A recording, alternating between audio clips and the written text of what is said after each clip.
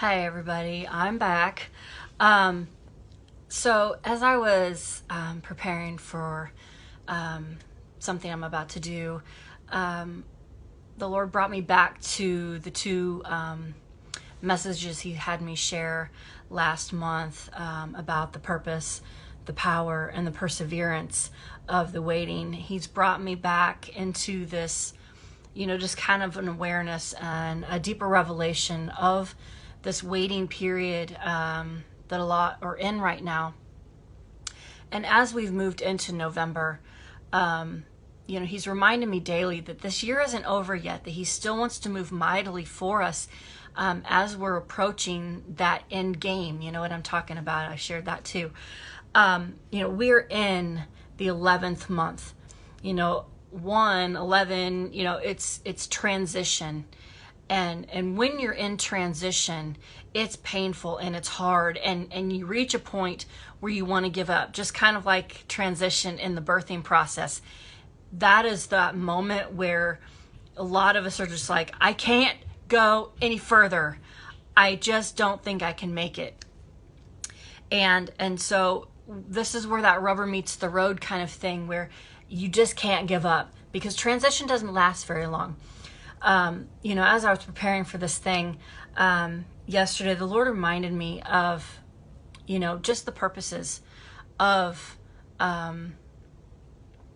this waiting time. That it's that time of refinement and refreshment and reordering, and He gives us those glimpses of His plans to pray over, to intercede for, and to hope for. It injects that hope into our faith in those moments where we feel like we need to just quit and give up, right?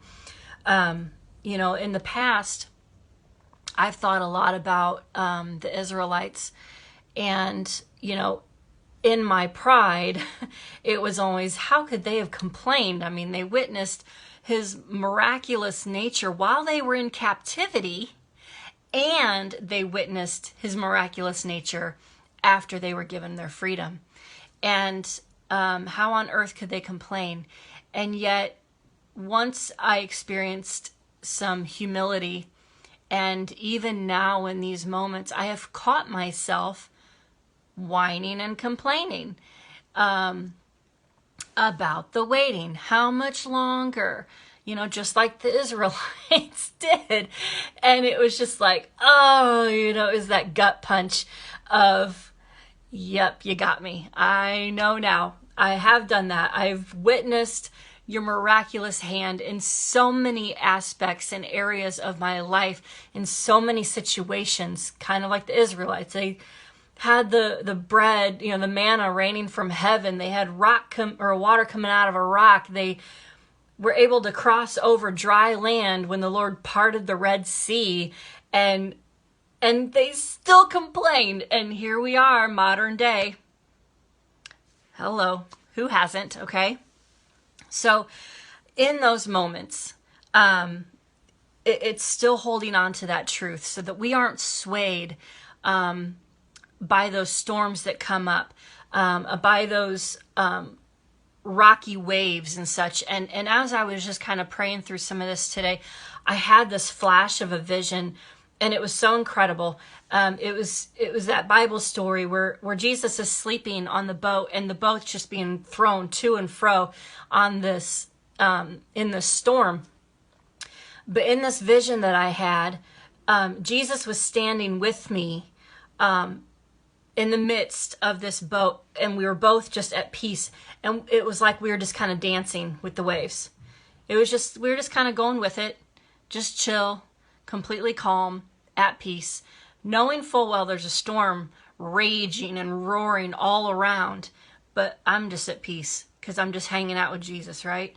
And that's just what I felt to really just kind of share and encourage you with, that, yeah, there might just be this incredible, ridiculous, stressful, painful storm that's just raging and blowing all over the place. But if you just stay anchored in the truth of who Jesus is and what he has called you to, the promises he's spoken over your life, the dreams, the visions he's given you. I know if you are anywhere near my circle, you have been given prophetic words that you've got to hold tight to, that is the truth. That all of this other stuff is just trying to distract you in the midst of this transition. And here's the beautiful thing. At the end of transition is birth. And what's coming up next month? Celebration of birth. Hello. Okay. So in that midst, you can kind of be like that, just kind of going with the flow, at peace. Just keep speaking peace, keep speaking that truth, and be like wrestling Jacob too.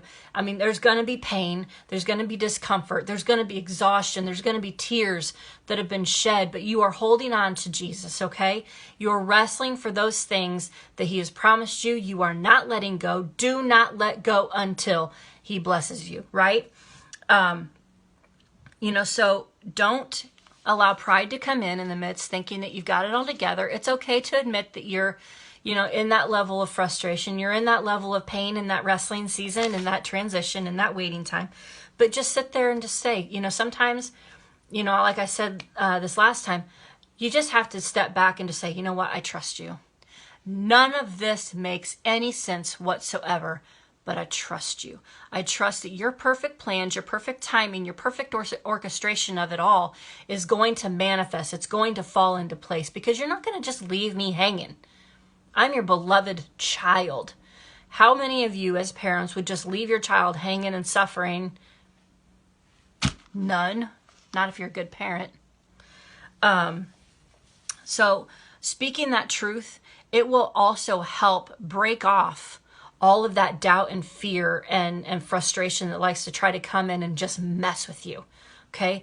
Don't let fear mess with you. Don't let frustration mess with you, okay? It will, I promise you. But just keep speaking the truth, and that'll keep that at bay, okay? And I know I talked about Isaac and Abraham, and, the whole, Isaac was Abraham's promise, and yet the Lord asked for him to sacrifice that promise. I talked about that before too. And that promise came about in that ill-timed, ill-perfect, and impossible circumstance and situation. And I think a lot of us are in that place. We're in just an impossible situation, but our promise is coming, okay? And what I really wanted to touch on is, although we know that Abraham was a man of faith, it was his deep revelation that I believe really was giving him the peace to be able to just speak the truth, that the Lord is going to provide the ram. The Lord is going to provide the lamb for the sacrifice. And that deep revelation didn't come to him in the promise, in the receipt of his promise. It came in his waiting. You see, when we gain that deep revelation and wisdom in our waiting, as we receive our promise and walk into it, we will then have a level of obedience. That's what I meant to say. We will have the strength to walk out in the obedience required of us once we receive that promise. I know I got tongue-tied, I'm sorry. The deep revelation in the waiting, I'm going to say that again. The deep revelation of who God is comes in the waiting, and it gives you the strength and the ability to walk into the promise with the obedience that will be required of you in it. There we go. I finally said it without getting tongue-tied. Thank you for your grace on that. So if we didn't have that wisdom, we wouldn't know how to handle our promise. Some of us have some pretty large things on our plate, and had we not been in this season gaining that wisdom and that understanding and that peace and that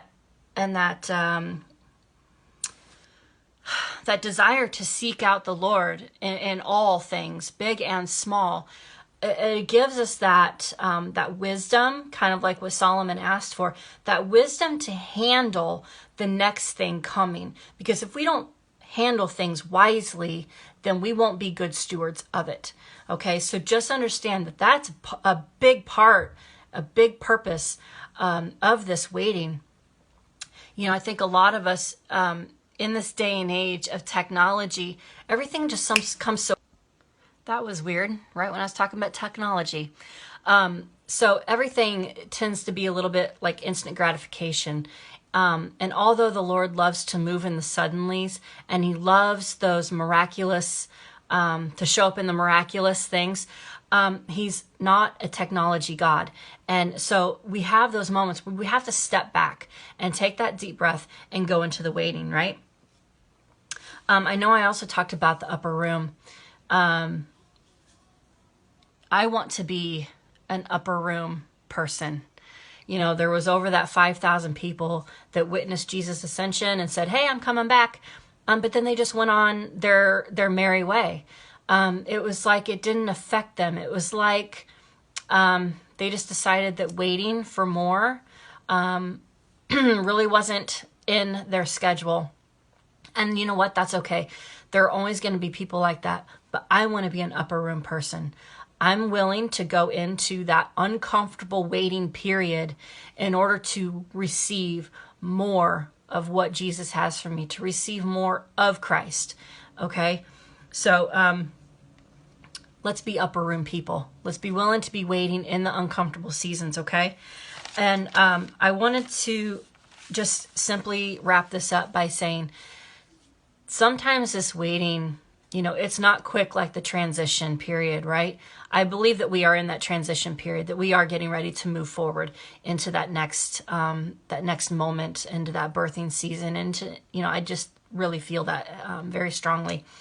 But waiting isn't an endurance sport. I don't do endurance sports, but it is an endurance sport. And here's the great thing. Every time you reach that level where you just don't think you can make it any further, the Lord will give you something to inject more hope into that faith, to give you strength in the waiting, okay? He will give you another word. He will,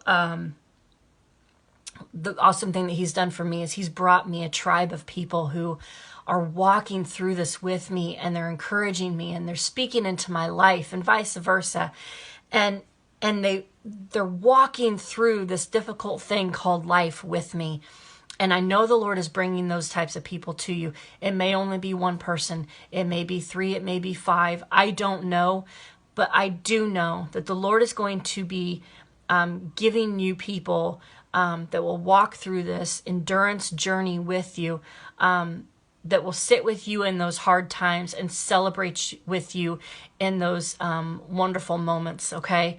So don't lose hope. Don't give up.